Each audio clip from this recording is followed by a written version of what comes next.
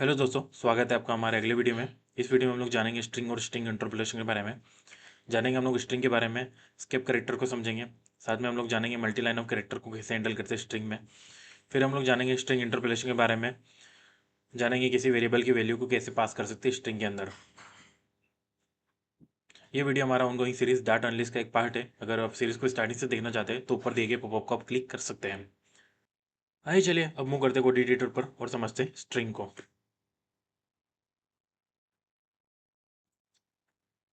तो स्ट्रिंग भी एक हमारा डेटा टाइप होता है। जैसे इंट हमारा डेटा टाइप होता है, डबल हमारा डेटा टाइप होता है, वैसे स्ट्रिंग भी हमारा डेटा टाइप होता है। इसको लिखने का तरीका है स्ट्रिंग, जिसमें एस कैपिटल होता है और जो भी वेरिएबल का आपको नाम देना हो हम लोग यहाँ पर नाम दे देंगे एस इज इक्वल टू जो भी वैल्यू आपको चाहिए हो। जैसे कि मैं दे देता हूँ हेलो और इसको प्रिंट कर देते हैं।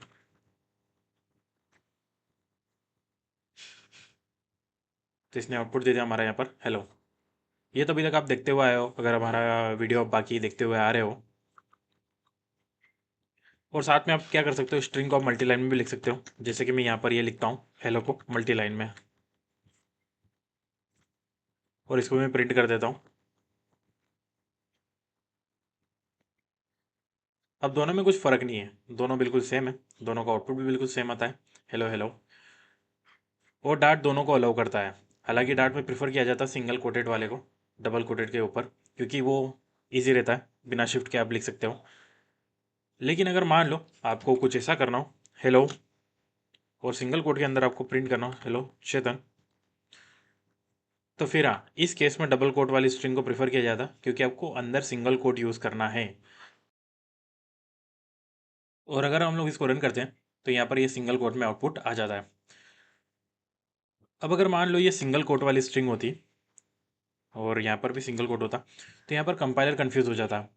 कंपाइलर बोलता है कि ये एक्सपेक्ट कर रहा है यहाँ पर सेमी कोलन, बट आप उसको दे नहीं रहे हो, क्योंकि हम नहीं देना चाहते ना, हमको तो ये चेतन आउटपुट में चाहिए। बट कंपाइलर क्या समझ रहा है, यहाँ पर सिंगल कोट वाली स्ट्रिंग चालू हुई, यहाँ पर सिंगल कोट वाली स्ट्रिंग खत्म हो गई। इसलिए वो कंफ्यूज हो रहा है और वो हमको एरर दे रहा है कि expected to find semicolon. इस केस में हम लोग क्या करते हैं कि डबल कोट वाले को यूज़ करते हैं। नॉर्मली वो सिंगल कोट को प्रेफर करता है, बट जब आपको सिंगल कोट अंदर चाहिए तब आप डबल कोट वाली स्ट्रिंग को यूज़ कर सकते हो। ऐसे ही सेम होता हमारे डबल कोट वाले के साथ में भी। अगर आप डबल कोट को चाहते हो प्रिंट करना तो आप सिंगल कोट वाली स्ट्रिंग को यूज़ करो, जैसे कि मैं यहाँ पर ये कर रहा हूँ अब। तो हमारा आउटपुट आ जाता है डबल कोट में हेलो चेतन। ओके, अब मान लो आपको मल्टी लाइन चाहिए, आपका कुछ आउटपुट है जो कि आपको मल्टी लाइन में करना है। तो वो हम लोग कैसे करते हैं, मैंने बनाया वेरिएबल S3 और मैं ट्रिपल दे देता हूँ ये, और ट्रिपल में क्लोजिंग के लिए भी दे देता हूँ। अब जो भी इसके अंदर आएगा वो मल्टी लाइन में आएगा। तो मैं कुछ भी मल्टी लाइन स्ट्रिंग ले लेता हूँ, मान लो मैंने इसी को ले लिया और मैं इसको रन करता हूँ। ओह, मैंने प्रिंट तो किया ही नहीं, और मैं इसको प्रिंट भी कर देता हूँ साथ में। और अब रन करते हैं तो यहाँ पर इसने आउटपुट भी दे दिया। अब आप सोचोगे इसने सिंगल कोट और डबल कोट को इग्नोर क्यों नहीं किया। तो यहाँ पर अब इसने क्या करा, आइडेंटिफाई कर लिया कि ओपनिंग ट्रिपल कोट है तो क्लोजिंग भी वो ट्रिपल कोट को ढूंढता है। अगर यहाँ पर ट्रिपल ट्रिपल कोट आ जाता तो वो फिर कंफ्यूज हो जाता, बट यहाँ पर ट्रिपल कोट नहीं, यहाँ पर सिंगल कोट है तो ये चल गया है। जैसे सिंगल कोट है वैसे आप डबल कोट वाले भी ट्रिपल ले सकते हो, कोई आपको रोक नहीं रहा है। हालांकि इस केस में यहाँ पर प्रेफर किया जाता है कि आप सिंगल कोट वाले ही करो मल्टी लाइन के लिए, तो क्योंकि कोई यूज़ केस बनता ही नहीं कि आप डबल कोट वाले लगाओ और अंदर सिंगल कोट में ट्रिपल आ जाएंगे। बहुत रेयर आउट ऑफ रेयर होता है वो, और जनरली तो होता ही नहीं है। अब आइए चले तो देखते हैं स्केप करेक्टर्स के बारे में। आप सोच रहे होंगे स्केप करेक्टर्स क्या होते हैं, तो पहले चलो एक एग्जांपल दे देता हूँ। मैं S4 बना लेता हूँ मैं, और यहाँ पर मैं प्रिंट करना चाहता हूँ इट्स चेतन। अब यहाँ पर एपोस्ट्रोफी एस जो है वो हमारा बेसिकली एक क्लोजिंग स्ट्रिंग की तरह बिहेव कर रहा है। तो मैं इसको स्केप करना चाहता हूँ, मैं चाहता हूँ कंपाइलर इसको इग्नोर कर दे और इसको एज ए स्ट्रिंग में ही कंसीडर कर ले, तो मैं स्लैश लगा देता हूँ। तो कंपाइलर क्या करता है, इसको इग्नोर कर देता है और वो उसको स्ट्रिंग में ही काउंट कर देता है। अब हम लोग इसको प्रिंट करते हैं तो प्रिंट में आउटपुट क्या आएगा। अब आप सोचो कि स्लैश भी आ जाएगा, तो स्लैश प्रिंट में नहीं आएगा। स्लैश एक हमारा स्केप करेक्टर है, उसको कंपाइलर इग्नोर कर देता है, इसको स्कोप को इग्नोर कर देगा, बट वो इट्स चेतन प्रिंट कर देगा। जैसे कि हमारे यहाँ पर ये आ गया, इट्स चेतन। तो ये स्लैश क्या है, ये एस्केप करेक्टर, इसने इसके अगले वाले करेक्टर को स्केप कर दिया, कंपाइलर को इग्नोर कर दिया कि इसको आप कंसीडर मत करो, इसको आप स्ट्रिंग में ही काउंट करो। तो एक तो हो गया हमारा स्लैश, हो गया एस्केप करेक्टर। ऐसे हमारा होता है स्लैश एन, आर होता है हमारा, और हमारा होता है स्लैश टी। तो स्लैश एन को समझते हैं। अब जैसे मल्टी लाइन वाला तो आपने समझ लिया, बट अगर आप सिंगल लाइन ऑफ स्ट्रिंग को मल्टी लाइन में ब्रेक करना चाहते हो तो वो कैसे करोगे? तो मैं बना लेता हूँ S5, और यहाँ पर मैं अगेन हमारा कुछ ले आता हूँ, hello world, this is multi line string, और इसको मैं प्रिंट कर देता हूँ। तो अभी तो ये नॉर्मल की तरह बिहेव करेगी, एकदम सिंगल लाइन में प्रिंट हो जाएगी। जैसे यहाँ पर एक्चुअली स्पेस कम है, बट अगर आप देखो, हाँ, तो ये मल्टी सिंगल लाइन में प्रिंट हो गई। अब मैं चाहता हूँ इसको मल्टीपल लाइन में प्रिंट करना, जो कि इसके बाद है। तो मैं क्या करता हूँ, स्लेशन लगा देता हूँ। अब अगर हम फिर से रन करें, तो अब देखो आप, जो मल्टी लाइन वाला है वो नेक्स्ट लाइन में आ गया। तो स्लेशन क्या करता है, जहाँ पर आपने लगाया उसके बाद की स्ट्रिंग को वो नेक्स्ट लाइन में पुश कर देता है। तो अगर मैं मल्टीपल स्लेशन लगाऊँ, तो जैसे मैंने 3 लगा दिए, तो उतनी बार वो ब्रेक कर देगा। जैसे यहाँ पर देखो, पहले वाले ने तो उसको ये वाले लाइन पे लिया था, देन सेकेंड वाला उसको यहाँ ले आया, और थर्ड वाला उसको यहाँ ले आया। तो जितने स्लेशन उतने लाइन ऑफ ब्रेक्स होते जाएंगे। हम लोग देखते हैं अगले स्केप करेक्टर को, आर को। अब आर क्या है? आर बेसिकली रॉ के लिए है। रॉ का मतलब क्या है? रॉ का मतलब ये है कि पूरी स्ट्रिंग को आपको रॉ कंसीडर करना है, उसमें आप स्केप करेक्टर को इग्नोर मार दो। स्केप करेक्टर को भी स्ट्रिंग का ही पार्ट समझ लो। जैसे कि चलो ऊपर वाला ही ले लेते हैं, ऊपर वाला मैं कॉपी कर लेता हूँ।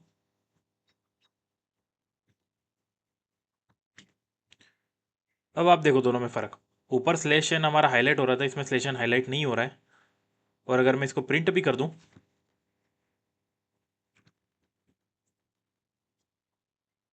रन करते हैं, तो हमारा स्लेश एन आउटपुट में भी आ गया। अगेन ये हमारा सिंगल लाइन है, हाँ, तो स्लेश एन हमारा आउटपुट में भी आ गया। तो यहाँ पर आर ने क्या किया कि पूरी स्ट्रिंग को उसने रॉ कंसिडर कर लिया, और जितने भी स्केप करेक्टर थे उसको इग्नोर मार दिया। तो अगर मैं चाहे जितने स्लेश लगा दूँ बीच में, वो उसको इग्नोर ही करता जाएगा, कुछ फ़र्क नहीं पड़ता है उसको। तो ये हमारा बहुत सारी जगह यूज़ होता है, जैसे कि आपको सिस्टम का पाथ देना हो, वहाँ पर स्लेश बहुत सारे होते हैं, तो वहाँ पर उसको इग्नोर कर दे।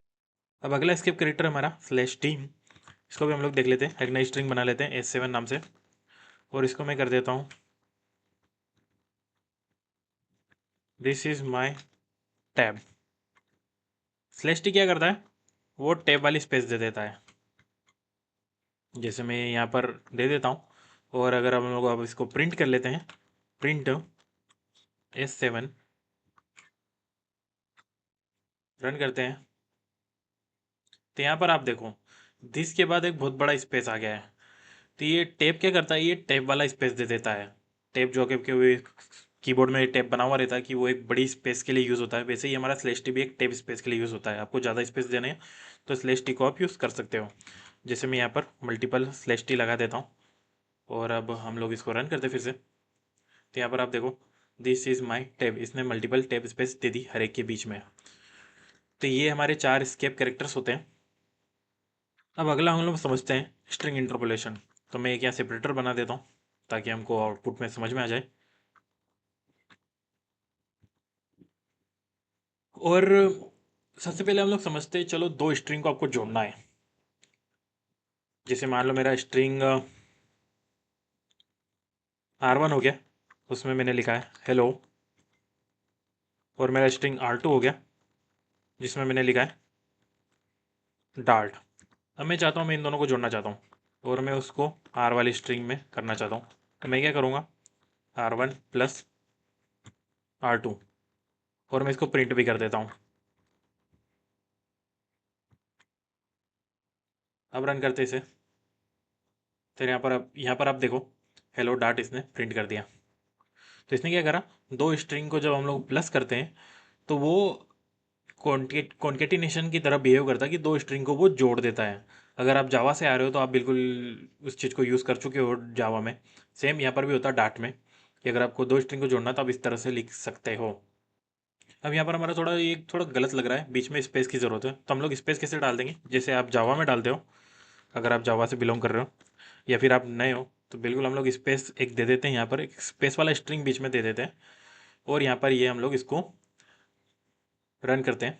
तो यहाँ पर आप देखो, अब इसमें बीच में स्पेस भी आ गया वो, क्योंकि हम लोगों ने एक स्पेस वाला स्ट्रिंग भी बीच में पास किया है। अब यहाँ पर ये वार्निंग दे रहा है हमको, क्या करें, ये क्या बोल रहा है, use interpolation to compose string and values. ये बोल रहा है इंटरपोलेशन का यूज़ करो स्ट्रिंग को कंपोज करने के लिए। इंटरपोलेशन कैसे, तो एक और हम लोग स्ट्रिंग बना लेते हैं हमारी, इसको मैं दे दूंगा नाम हाई इंटरपोलेटेड स्ट्रिंग। इसको हम लोग कैसे करेंगे कि हमको R1 चाहिए, तो कोई भी वेरिएबल मेरे को यूज़ करना हो मेरी स्ट्रिंग के अंदर, तो उसके लिए हम लोग क्या करेंगे, एक स्पेशल कैरेक्टर का यूज़ करेंगे, डॉलर और R1। और अब मैं इसको अगर प्रिंट करता हूँ,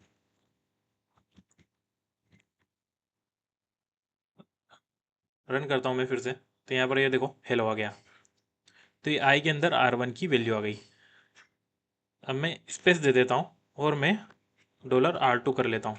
तो यहाँ पर अब क्या हो गया कि ये हेलो डार्ट, और बीच में ये जो स्पेस हम लोगों ने दी है ये इसको भी काउंट कर लेगा। और अब लोग इसको रन करते हैं, तो यहाँ पर ये देखो हेलो डार्ट हो गया। तो इसने क्या करा, पहले $R1 से R1 की वैल्यू उठाई, फिर एक स्पेस दिया, फिर $R2 से R2 की वैल्यू उठाई, और वो उसने आई में असाइन कर दिया। हम लोग यहाँ पर कुछ भी लिख सकते हैं बाद में, जैसे मैं एक्सक्लेमेशन देना चाहता हूँ तब ये एक्सक्लेमेशन भी आ जाएगा, और कुछ भी XYZ जो मैं देना चाहूँ वो तो स्ट्रिंग का हमारा आ ही जाएगा। ये तो ये हमारा स्ट्रिंग इंटरपोलेशन हो जाता है। कुछ भी आप स्ट्रिंग के अंदर बीच में रख सकते हो, घुसा सकते हो। और ये सिर्फ लिमिटेड स्ट्रिंग वैल्यूज़ पर ही नहीं है, हम लोग इंट वाली वैल्यूज़ भी घुसा सकते हैं। जैसे मान लो मेरा इंट x=5 है, और अब मैं प्रिंट करता हूँ,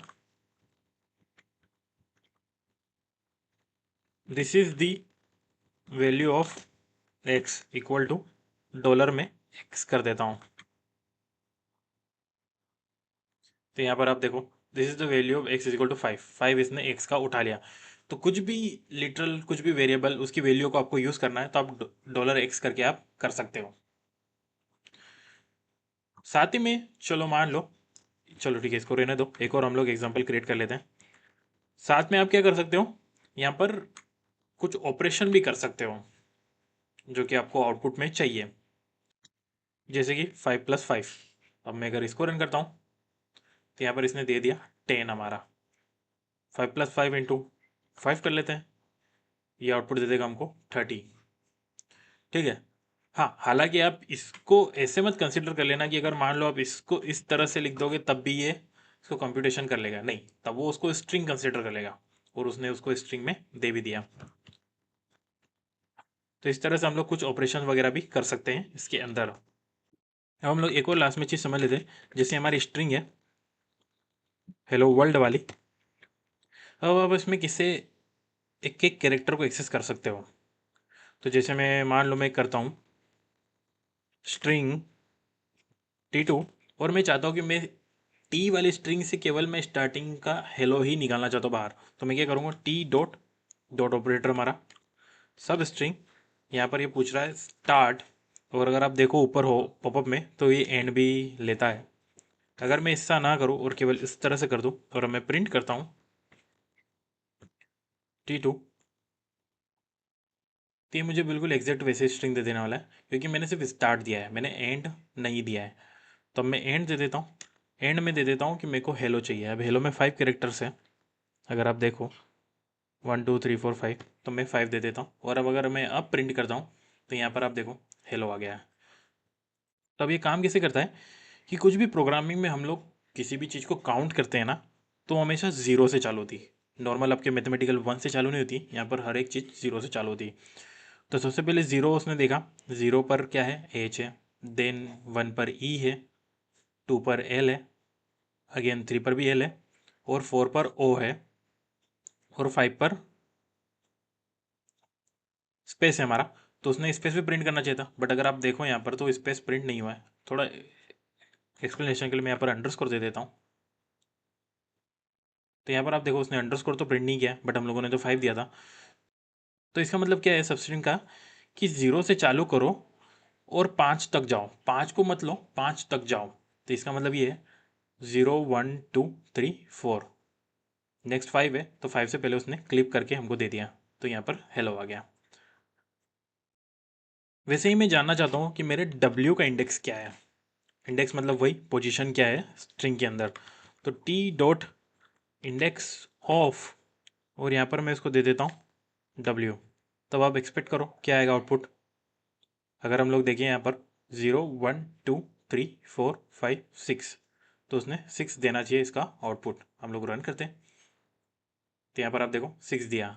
अब अगर इसका काउंटिंग वाइज देखो तो 1 2 3 4 5 6 7 है, बट इसने इंडेक्स दिया 6, क्योंकि जो भी काउंटिंग होती है वो हमारी कोडिंग में 0 से स्टार्ट होती है, 1 से नहीं। ये आगे जाकर के आप और भी समझोगे इसको लिस्ट के अंदर। तो यही है हमारे स्ट्रिंग और स्ट्रिंग इंटरपोलेशन वाले वीडियो में। कुछ और एक दो कॉन्सेप्ट और है जो कि हम लोग आने वाले वीडियोस में समझेंगे, जैसे कि टू स्ट्रिंग वाला है हम लोग क्लासेस के साथ समझेंगे। इस कोड का लिंक आपको डिस्क्रिप्शन में मिल जाएगा। तो यहाँ तक बने रहने के लिए धन्यवाद। वीडियो को लाइक करें और शेयर करें, चैनल को सब्सक्राइब करें।